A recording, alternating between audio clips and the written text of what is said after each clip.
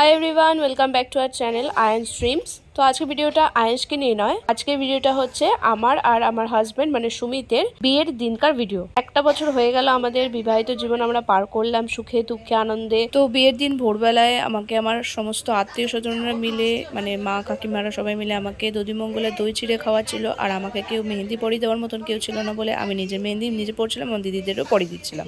সকালবেলায় সবাই টিফিন খেয়ে নিয়ে আমার মা কাকি পিসি মামি দিদি ভাই বোন সবাই মিলে চলে গেছিলো পুকুরে। কিছু রিচুয়ালস বাকি ছিল, তো সেই রিচুয়ালসগুলো করতে সাথে আমার পুকুর থেকে জল আনতে চলে গেছিলো, কারণ ওই জল দিয়ে আমাকে স্নান করতে হবে তাই। আর মা দেখো এখন এক এক করে যে রিচুয়ালসগুলো করতে হয় সেগুলো করে নিচ্ছে। আমাদের দুটো ফ্যামিলি থেকে আমরা ঠিক করেছিলাম সেভাবে আমরা খুব জাঁকজমক করে বিয়ে করব না, আমরা মন্দিরে বিয়ে করব। সেই জন্য বাড়িতে থাকতে গেলে বিয়ে করতে গেলে যেটুকুনি রিচুয়াল মানতে হয় তো সেই রিচুয়ালগুলোই মানা হয়েছিল। তো সব রিচুয়ালস সব কমপ্লিট হয়ে গেছে, জল টল নিয়ে এখন সবাই ব্যাক করলো বাড়িতেই। তারপর গায়ে হলুদ হয়েছিল এইখানটাতে বাড়ির পাশেই।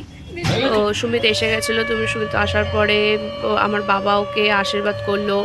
আর আশীর্বাদ করার পর ওকে একটা আংটি দিয়েছিল। এই আংটিটা আমার দাদু আমার বাবাকে দিয়েছিল, একটা স্মৃতি হিসাবে রয়ে গেছে। তারপর আমার মা ওকে আশীর্বাদ করছে। সুমিতের আশীর্বাদ করার পর সুমিতের বাড়ির তরফ থেকে আমাকে ওর দাদা করেছিল, তারপর ওই দাদার বউ করেছিল আমাকে আশীর্বাদ। তো ওনাদের আশীর্বাদ করার পর আমার বাবা মা আসে একসাথে আশীর্বাদ করে। বাবা আশীর্বাদ করতে করতে কেঁদে ফেলছিল, কিন্তু বুঝতে দিচ্ছিল না যে কষ্ট ছিল, বুঝতে পারছিলাম সেটা। আশীর্বাদের পর্ব শেষ হয়ে গেলে তারপর আমরা মন্দিরের উদ্দেশ্যে বেরিয়ে পড়ি, গাড়ি করে আমরা চলে যাই মন্দিরে।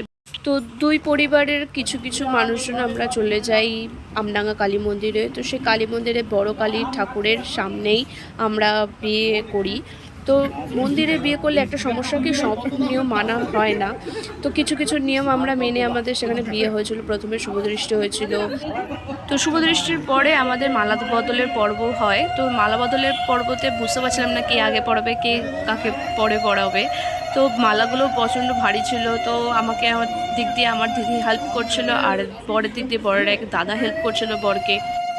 তো মন্দিরে যিনি বিয়ে দিচ্ছিলেন মানে যে পুরোহিত মশাই আমাদের বিয়ে দিচ্ছিলেন সেই পুরোহিত মশাই খুবই হাস্যরসিক মানুষ, খুবই মজা করছিলেন। মজা করতে করতে আমরা বিয়ে করেছি সত্যি কথা বলতে।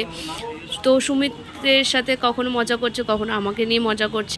তো সেদিনকে বিয়ের ডেট থাকায় মন্দিরে সেভাবে আমাদের সময় নিয়ে বিয়ে হয়নি। ম্যাক্সিমাম আমাদের 10 থেকে 15 মিনিটের মধ্যে আমাদের বিয়ে কমপ্লিট হয়ে যায়। কিন্তু হয়তো অন্য দিন বিয়ে করলে বিয়ের ডেট ছাড়া বিয়ে করলে হয়তো একটু বেশি সময় নিয়ে করা যায়। তো বিয়ে করতে করতে খুবই হাসছিলাম আমরা দুজন মিলে, কারণ ঠাকুরমশাই আমাদেরকে হাসাচ্ছিলেন। তো এরপরে আমাদের সিঁদুরদানের পর্ব আসে। সুমিত ঠাকুরের দিকে তাকিয়ে আমাকে সিঁদুর পরিয়েছিল, কিন্তু সত্যি কথা বলতে একটু সিঁদুর আমার নাকের ওপর পড়েনি, কারণ আমি ঝুঁকে বসতে হয়েছিল ওখানে বলে সমস্ত সিঁদুর আমার শাড়ির মধ্যে পড়ে গেছিলো। তারপরে আমাদের 7 পাকের ঘোড়া হয়, কিন্তু এই মন্দিরে 7 পাকের ঘোড়া হয় না, 7টা পা আমাদের সামনে ফেলতে বলেছিল।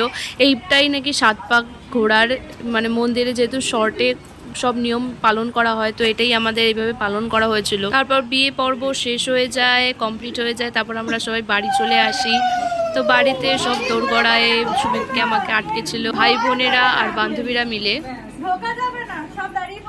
তারপর সুমিত আমার দিদির হাতে কিছু টাকা দিয়ে দেয়, তারপর আমরা ভেতরে ঢোকার পারমিশন পাই। তারপর মা আসে, মা এসে আমাদেরকে বরণ ডালা নিয়ে বরণ করে। তো বরণ করার পর আমরা দুজন মিলে ঘরে চলে আসি। তো ঘরে এসেও কিছু কিছু নিয়মকানুন ছিল, তো সেই নিয়মকানুন আমাদের পালন করতে হয়েছিল। তো তারপর আমাদের কিছু আত্মীয় স্বজন এসেছিলো, তারা আমাদের সাথে দেখা করেছিল। তো পরের দিন বিকেলবেলায় আমি শ্বশুরবাড়ি চলে যাই। তো চলে যাওয়ার সময় তখন আমাকে এই চাল আমার মায়ের আঁচলে দিয়ে যেতে হয়েছিলো। মা বাবার ঋণ কখনো সেই এক মুঠো চাল দিয়ে পূরণ করা যায় না, যেহেতু একটা নিয়ম করতে হয় তাই বাধ্য হয়ে করেছিলাম। বিয়েতে যে সমস্ত ছবি তোলা হয়েছিল তো সেই সমস্ত ছবি তোমাদের সাথে শেয়ার করলাম।